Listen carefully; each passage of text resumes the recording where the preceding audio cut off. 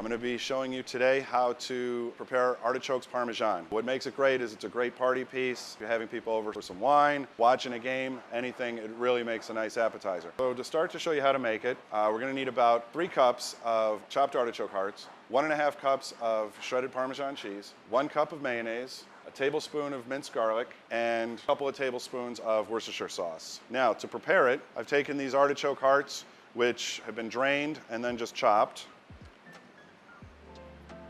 We're going to add in our mayonnaise, our Parmesan cheese, garlic, and our Worcestershire sauce. Simply, we're just going to toss the ingredients together and add to the casserole dish. And again, you can use pretty much any size dish you like. You just don't want to fill it too deep, just enough so it's going to brown on top and get hot all the way through. So next, this is going to go into a 400-degree oven for about 8 to 10 minutes till the top is brown and bubbling.